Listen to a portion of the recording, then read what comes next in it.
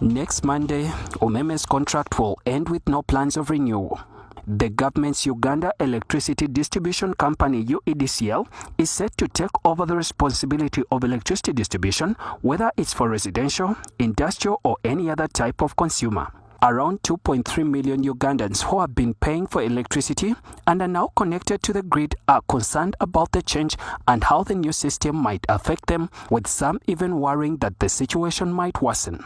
In spite of the continued assurances that all is well, some of the business owners and the private sector are not completely assured that the service will be satisfactory following the transition. Bit of fear in my mind that when you transition from private sector run business to government sector run business. However, of the Minister of Energy and Mineral Development, Engineer Irene Batebe, Ugandans should not be afraid as the government will continue to serve them with their very own UEDCL.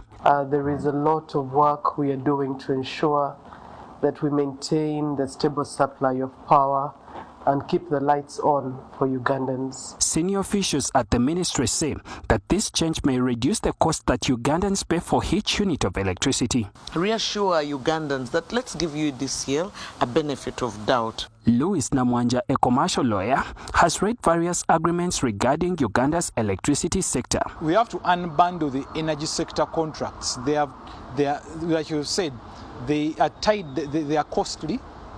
And that cost is actually imputed into the tariff that you and I pay for electricity. He says that power consumers may not get the much desired cost savings on a unit of power due to a number of reasons that include generation, transmission, and distribution tariffs. Even the distribution segment itself, in total, it contributes about 33%. So even though you remove management investment, there is still that segment that it has to account for UEDCL. In addition to the high tariffs, Namwanja further says that the power losses and technical losses are still a challenge. These were as high as 54% by the time of the Uganda Electricity Board exit and UMEME entry in 2005, and UMEME has only reduced this to 17%, which is just 3 percentage points from the 14% target. UMEME entered into a contract with the Ugandan government in 2005, assuming the responsibility of electricity distribution.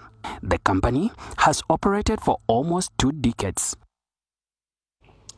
Let me bring in my colleague Hakim Wampamba, who is a business reporter. Hakim, very good evening. Thank you so much for joining us. Consumers like myself, our biggest concern is the unit cost of power. How will that come down? What will underpin the reduction of that? In the short to medium term, they are looking at interventions as such as renegotiation and unbundling of the various agreements that have been signed across the chain of generation, transmission, and distribution. But in the long term, they're thinking about things as such as seeking for concessional funding to be geared towards distribution, generation, and transmission.